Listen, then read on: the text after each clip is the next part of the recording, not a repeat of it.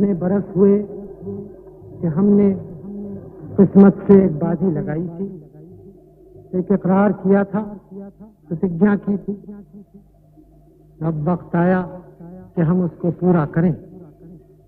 एक पुरानी और एक नई प्रतिज्ञा फिर से हम करें, इकरार करें आइंदा हिंदुस्तान का और हिंदुस्तान के लोगों की खिदमत करने का। चंद मिनट में ये असेंबली एक पूरी तौर से आजाद, खुद मुख्तार असेंबली होगी।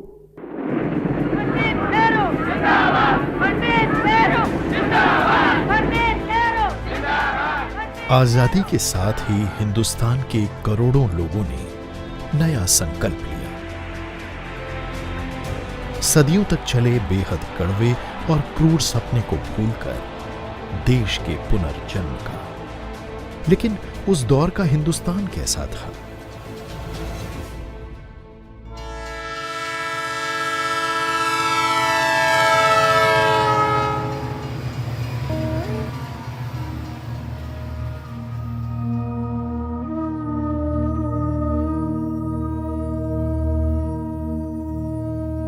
बंटवारे से था सारा मुल्क लहूलुहान।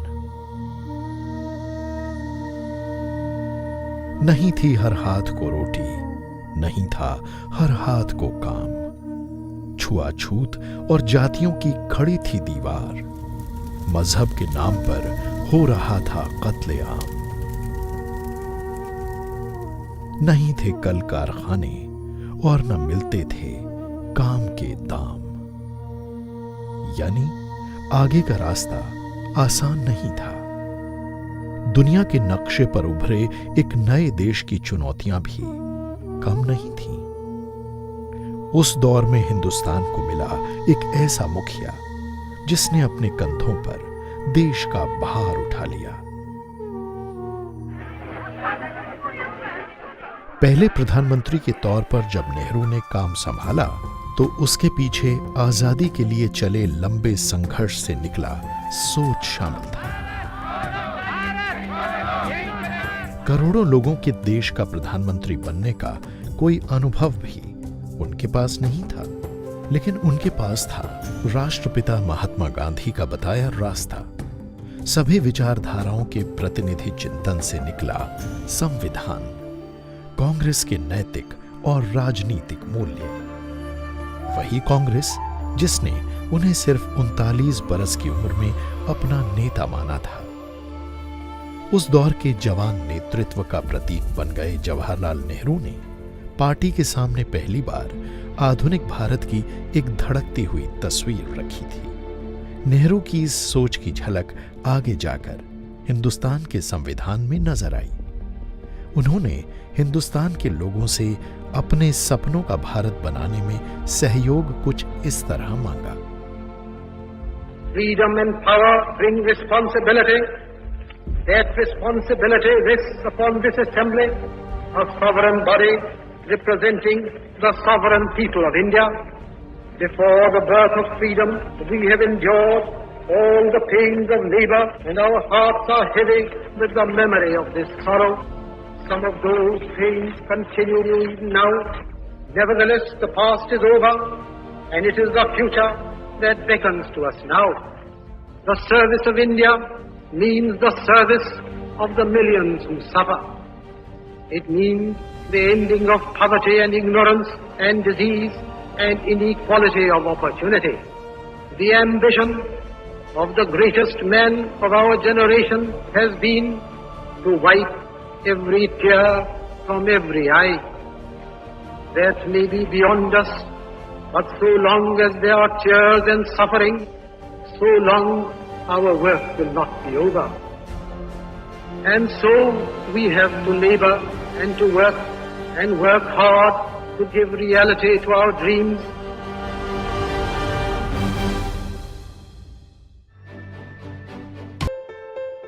जवाहरलाल नेहरू का ये चिंतन केवल महात्मा गांधी की प्रेरणा का ही नतीजा नहीं था। नेताजी सुभाष चंद्र बोस जब 1938 में कांग्रेस के अध्यक्ष निर्वाचित हुए तो उन्होंने भी जवाहरलाल नेहरू पर अपना भरोसा जताया। जब राष्ट्रीय योजना आयोग का गठन किया गया तो इसकी अध्यक्षता नेताजी ने नेहरू को ही सौंपी थी। इस योजना आयोग ने स्वतंत्र भारत के इतिहास में अपनी जो भूमिका निभाई वो बेमिसाल है। नेहरू ने योजना आयोग की अनेक उप समितियां बनाई। इन समितियों ने आजाद भारत के लिए उद्योग, बैंकिंग, ऊर्जा, मुद्रा, शिक्षा, बीमा और भूमि सुधार जैसे गंभीर मसलों पर पूरी पड़ताल करने के बाद अपनी रिपोर्टें पेश की।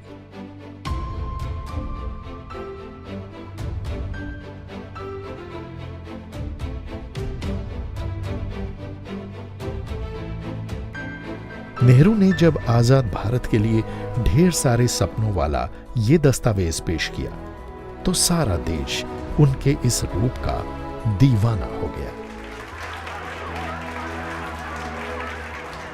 ये वो दौर था जब जवाहरलाल नेहरू अपनी जवानी के करीब करीब 9 साल जेल की सलाखों के पीछे काट चुके थे।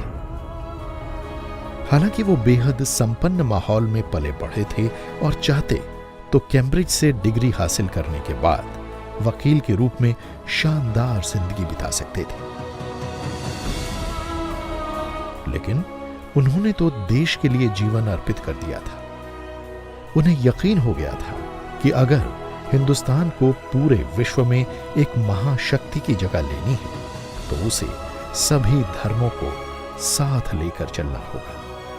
एक ऐसा मुल्क जिसमें हर इंसान अपने आप को सुरक्षित समझे और देश के विकास यज्ञ में अपनी आहुति दे। पहला कर्तव्य, पहला फर्ज किसी मुल्क के लिए, किसी कौम के लिए क्या होता है? पहला फर्ज है अपनी आज़ादी को मजबूत करना और कायम रखना।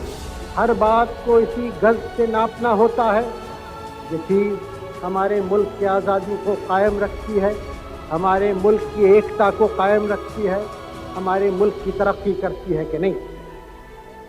जहाँ हमने अपने परिवार को मुल्क के ऊपर रखा, जहाँ हमने अपने शहर को, प्रदेश को, भाषा को, संप्रदाय को, किसी चीज़ को हमने अपने देश के ऊपर रखा तो देश फिर से गिरने लगा और यकीनन गिरेगा। अगर हम में से कोई इस बात को भूल जाएं कि उनका पहला धर्म और कर्तव्य क्या है, उन्होंने अपने मुल्क के साथ वफादारी नहीं की, धोखे से, गलती से। ये बात समझनी है और आज के दिन हमें आप सबों को समझनी है और इस बात का पक्का इरादा करना है कि हम ऐसी कमजोरियों को हटाएंगे अपने मुल्क से। मजहब और दलीय विचारधारा से उठकर नेहरू ने जब इस देश को सिर्फ 12 मंत्रियों वाला मंत्रिमंडल सौंपा तो उसमें 5 प्रतिनिधि ऐसे थे जिनका कांग्रेस की विचारधारा से कोई लेना देना नहीं था। वो सिर्फ हिंदुस्तान की तरक्की के लिए नेहरू के कंधे से कंधा मिलाकर काम करना चाहते थे। ऐसी उदारता और सहिष्णुता बेमिसाल है। विराट व्यक्तित्व के मालिक इन लोगों में से एक थे संविधान के शिल्पी डॉक्टर बाबा साहब भीमराव अंबेडकर। उनके अलावा हिंदू महासभा के श्यामा प्रसाद मुखर्जी और पंथिक पार्टी के बलदेव सिंह भी मंत्रिमंडल में शामिल थे। हिंदुस्तान के विकास को दलगत राजनीति से ऊपर देखने वाले प्रधानमंत्री ने एक बार कहा था, In our country there are many religions. In our country there are many provinces and states. There are many languages, but still our country is one. And whatever religion a person may have, he is an Indian first. So in India we have a tradition of living in friendship, in cooperation with each other. Remember that the message of India throughout the ages, for thousands of years, has been the message of tolerance, the message of friendship, the message of peace, the message of working together for the common good. So now that India has become free and independent, and now that we can march ahead All together, we have to remember this message, and we must be true to the genius and culture of the great race to which we belong. लेकिन दुनिया के अनेक बड़े नेताओं की बिरादरी ने नेहरू को आसानी से भारत का प्रतिनिधि चेहरा नहीं मान लिया था। भारत की आजादी के बाद इन बड़े हुक्मरानों को तो यह भी भरोसा नहीं था कि स्वतंत्रता टिकी रह पाएगी। वो मानते थे कि सदियों तक गुलामी की जंजीरों से जकड़ा रहा देश अब अपने पैरों पर खड़े होने की ताकत खो चुका है और थोड़े ही समय बाद लोकतंत्र का भाव कहीं खो जाएगा और देश बिखर जाएगा। हम इन राजनीतिकों को भारत की सत्ता सौंपते हुए जानते हैं कि ये तिनकों के पुतले हैं। कुछ वर्षों में इनका नामो निशान तक नहीं रहेगा। देखने वाली बात यह है कि आजाद भारत जिंदा भी रह पाएगा या नहीं, इसमें संदेह है। भारत को एक लोकतांत्रिक ढांचे के रूप में विकसित करने का प्रयोग नाकाम हो गया है। ना तो भारत नाम का कोई देश पहले था और न कभी भविष्य में होगा। लेकिन ऐसा नहीं हुआ। भारत में लोकतंत्र पला, विकसित हुआ और आज पूरी दुनिया भारतीय लोकतंत्र को झुककर सलाम करती नजर आ रही है। लोकतंत्र के इस शिल्पी ने आखिर कैसे गढ़ा ये सब? कौन सा सांचा था जो हिंदुस्तान को एक मजबूत लोकतंत्र में बदल कर गया? वक्त के झंझावातों से भी भारतीय लोकतंत्र कमजोर नहीं हुआ। क्या थी इसकी वजह? नेहरू ने 1931 में आधुनिक भारत की तस्वीर कांग्रेस के कराची अधिवेशन में देश के सामने रखी थी। यही तस्वीर आज हिंदुस्तान की बुनियाद बन गई है। नेहरू ने इस मौके पर कहा था, भारत में किसी जाति, धर्म और पुरुष स्त्री का भेद किए बिना सबको बराबरी का, सामाजिक आर्थिक समानता का हक होगा। धार्मिक सहिष्णुता और धर्मनिरपेक्षता यानी सभी धर्मों के प्रति सम्मान आजाद हिंदुस्तान में होगा। आजादी के बाद नेहरू ने 5 प्राथमिकताएं तय की, जिन्होंने भारतीय लोकतंत्र को प्राणवायु मुहैया कराने का काम किया। संसदीय लोकतंत्र, धर्मनिरपेक्षता, योजनाबद्ध विकास, वैज्ञानिक सोच और समाजवाद। इन प्राथमिकताओं के मद्देनजर जवाहरलाल नेहरू ने तय किया लोकतंत्र की प्रतीक संस्थाओं का विराट जाल बिछाने का। ताज्जुब है कि आज भारत को महाशक्ति में बदलने वाली वही संस्थाएं हैं जो आजादी के बाद बनाई गई थीं। नेहरू मानते थे कि भारत जैसे धार्मिक देश में बड़ी चुनौती उसे आधुनिक बनाने की है। इसके लिए जरूरी था योजनाबद्ध विकास। एक नजर कुछ ऐसी ही संस्थाओं पर जो अपने काम की वजह से दुनिया भर में भारत का नाम रोशन कर रही हैं। सबसे पहले 1950 में एक सशक्त चुनाव आयोग अस्तित्व में आया। विकास को तरतीब देने के लिए 1950 में बनाया गया योजना आयोग। इसमें तमाम क्षेत्रों से जानकारों को शामिल किया गया। भारत की देह में विकास की बारीक शिराओं और धमनियों को स्वस्थ बनाने का काम इस आयोग ने ही किया।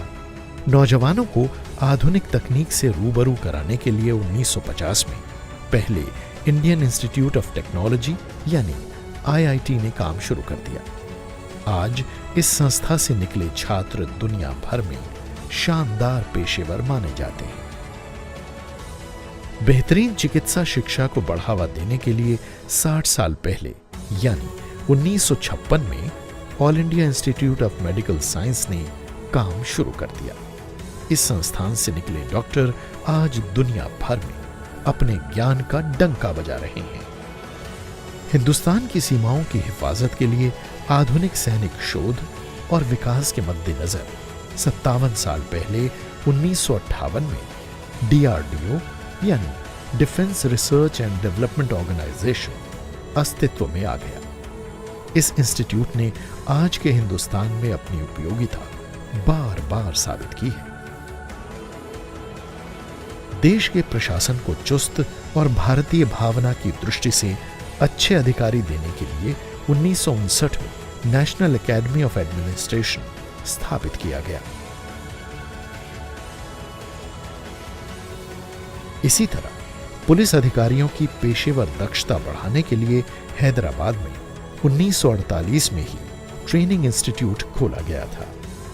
अहमदाबाद का नेशनल इंस्टीट्यूट ऑफ डिजाइनिंग यानी NID करीब 54 साल पहले यानी 1961 में शुरू हुआ। आज इसमें एडमिशन लेने वाले छात्र अपने को बेहद भाग्यशाली मानते हैं। मैनेजमेंट शिक्षा के लिए करीब 54 साल पहले 1961 में इंडियन इंस्टीट्यूट ऑफ मैनेजमेंट ने काम शुरू कर दिया था। आज भारत के IIM की तरफ अनेक देश हसरत भरी नजरों से देखते हैं। सोचिए, ये इंस्टीट्यूट नहीं होता तो हमारे युवाओं को कितनी मुश्किलें पेश आती। 60 साल पहले 1955 में सोवियत रूस की मदद से हिंदुस्तान के पहले भिलाई स्टील प्लांट ने काम शुरू किया। इसे पूरे देश ने आजाद भारत का एक तीर्थ माना। इसी तरह एक और आधुनिक तीर्थ भाखड़ा नंगल बांध 52 साल पहले यानी 1963 में बनाया गया। इस बांध का आज भी कोई सानी नहीं है। तेल और प्राकृतिक गैस आयोग यानी ONGC ने 59 साल पहले 1956 में काम शुरू कर दिया था। आज सारा विश्व ONGC का लोहा मानता है। ये तो कुछ संस्थाओं के नाम हैं। इस तरह की अनेक संस्थाओं की नींव नेहरू युग में पड़ी थी। नेहरू इसे आधुनिक संस्कृति का हिस्सा मानते थे। आप जरा सोचें, आपके कारखाने हैं, किस जमाने के हैं, किस संस्कृति के कारखाने हैं ये। आप जो चीजें रोज काम में लाते हैं, आपकी बिजली की रोशनी है, बिजली की ताकत है, आप अगर उनको छोड़ें तो आप कहां हैं? आप कमजोर पड़ जाएं। फौज का आप चर्चा करते हैं, फौज किन हथियारों से लड़ती है? आजकल के हथियारों से, इस जमाने के। इन दोनों बातों को सामने रखना है और दोनों बातों को मिलाना है। अपनी मजबूत पुरानी संस्कृति को और आजकल दुनिया की संस्कृति को, जिसने दुनिया को बढ़ाया है और दुनिया की शक्ति दी है। नेहरू भारतीय संस्कृति के मूल्यों के संरक्षण पर भी जोर देती थी। इस मामले में उनका अपना अलग नजरिया था। देश आखिर में दूसरी देश की जड़ अपना नहीं सकता है। इसलिए ये ठीक है कि हमारी जो मजबूत जड़ें हैं संस्कृति की, उसको कायम रखें और याद करें, उनसे ताकत लें। लेकिन संस्कृति एक ऐसी चीज है जो किसी एक देश की नहीं है। इसलिए ये आवश्यक हो जाता है आजकल की दुनिया में विशेषकर कि हम अपनी संस्कृति को तो मजबूती से कायम रखें, लेकिन वो ऐसी चीज तरह से नहीं कि उसके दरवाजे बंद करके और खिड़कियां बंद करके गोया कि हम दुनिया से अलग हैं, बल्कि दुनिया की संस्कृति को भी लाके और अपनी संस्कृति में मिला के। तभी आप मजबूत हो सकते हैं, तभी आपकी शक्ति बढ़ सकती है, तभी आप और दुनिया पे असर डाल सकते हैं, तभी आप अपनी पुरानी संस्कृति को और बढ़ा सकते हैं। दूसरे विश्व युद्ध के दौरान हिरोशिमा और नागासाकी पर परमाणु बम की विभीषिका सारे संसार ने देखी थी। नेहरू भी इससे हिल गए थे, लेकिन उन्होंने भारत को परमाणु शक्ति संपन्न बनाने का संकल्प उसी समय ले लिया था जबकि आजादी काफी दूर नजर आती थी। जब देश आजाद हुआ तो परमाणु क्षमता के इस्तेमाल और शोध के लिए 1948 में ही परमाणु ऊर्जा आयोग का गठन नेहरू ने किया था। आज इसी परमाणु शोध कार्यक्रम की बदौलत भारत दुनिया के सामने एक ताकतवर मुल्क के रूप में खड़ा हुआ है।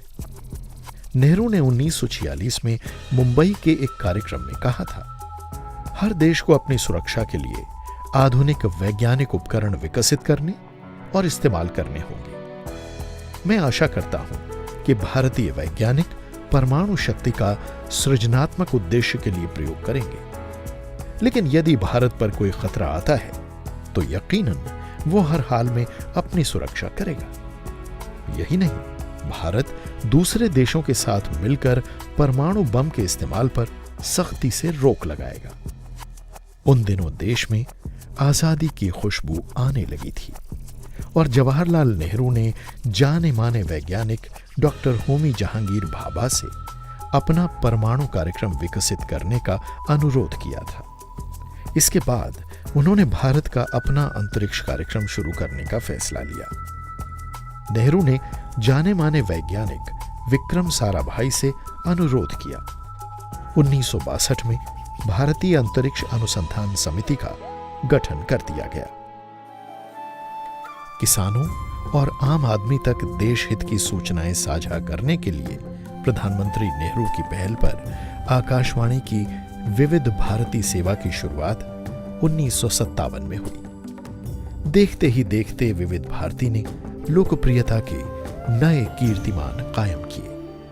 आज भी विविध भारती देश के करोड़ों लोगों की चहेती है। भारत के पहले गृहमंत्री और उप प्रधानमंत्री रहे सरदार पटेल ने प्रधानमंत्री जवाहरलाल नेहरू के साथ काम करने के अनुभव 1949 में कुछ इस तरह प्रकट किए थे। मैं और जवाहरलाल आजादी के आंदोलन से निकले सैनिक हैं। कांग्रेस कार्यकारिणी के तमाम पदों पर हमने साथ काम किया है। महात्मा गांधी के हम कट्टर अनुयायी हैं। उम्र भर चलने वाली दोस्ती में हमने उन्हें हमेशा ऊर्जावान, सहयोग करने वाला और भरोसा करने वाला पाया है। जवाहर में एक ऐसा चुंबकीय आकर्षण है जो हर किसी को अपनी ओर खींच लेता है। मुझसे ज्यादा कोई और नहीं जान सकता कि आजादी के बाद के इन 2 वर्षों में उन्होंने देश के लिए कितनी मेहनत की है। वो दुनिया के मंच पर अंतर्राष्ट्रीय भूमिका निभाने वाले एक ताकतवर राजनेता के तौर पर उभरे हैं। पटेल के इस कथन को किसी सबूत की जरूरत नहीं है। जिस देश में नेहरू जाते, लोग उनकी झलक पाने को बेताब रहते थे। वो कोई फिल्म स्टार नहीं थे, लेकिन दुनिया के लोग उन्हें ऐसा समझना चाहते थे। जब वो विश्व मंच पर हिंदुस्तान की तरक्की की तस्वीर पेश करते थे तो लोग मंत्रमुग्ध हो जाते थे। भारतीय विदेश नीति के मूल तत्व नेहरू की सोच से ही निकले हुए थे और इसीलिए हिंदुस्तान की विदेश नीति सर्वकालिक है। In this tremendous and impressive city of New York, with all the achievements of modern science and technology and human effort, my mind often goes back to our villages in India and my countrymen who live there. We have no desire to imitate or compete with any other country, but we are firmly resolved to raise the standards of our people and give them the opportunities to lead a good life. Even though this fills our minds, I do not propose to speak to you on this subject here because there is something else that is of even greater importance. That is peace. Without peace, all our dreams vanish and are reduced to ashes. Jawaharlal Nehru ने ही गुट निरपेक्ष आंदोलन की अवधारणा रखी और समूचे संसार को एक नए नजरिए से सोचने के लिए बाध्य किया। इस आंदोलन और भारत का रिश्ता नेहरू के दौर में सबसे मजबूत हुआ।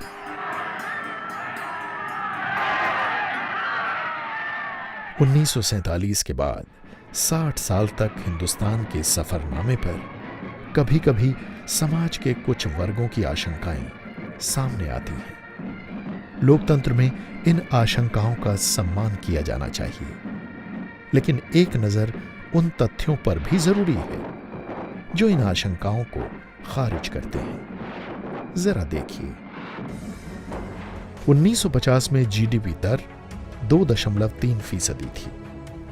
ये बढ़कर 8.9% हो गई।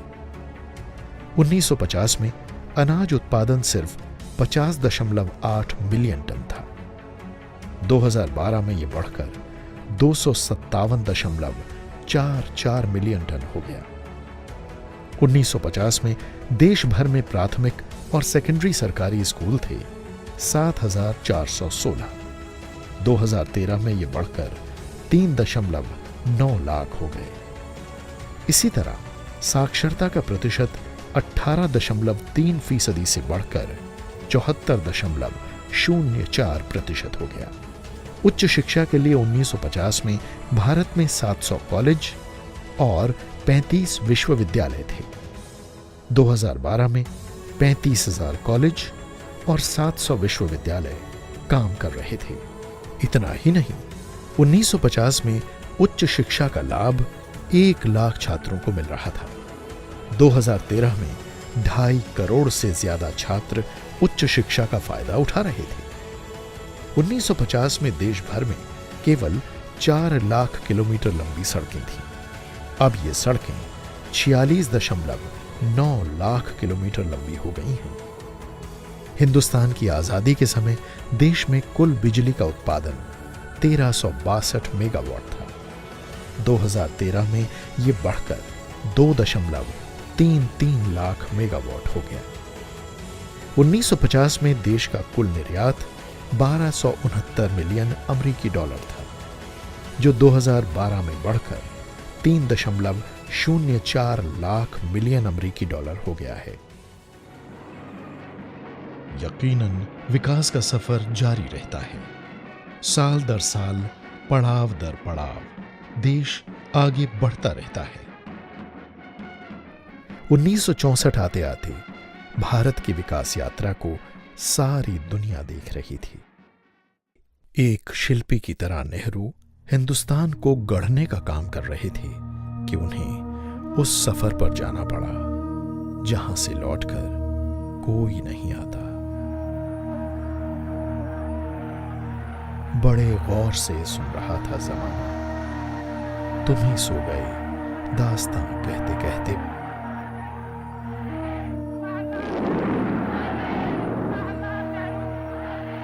हिंदुस्तान के सफरनामे में उनका योगदान कभी भुलाया नहीं जा सकता। नेहरू एक युग पुरुष थे और युग पुरुष कभी नहीं मरा करते।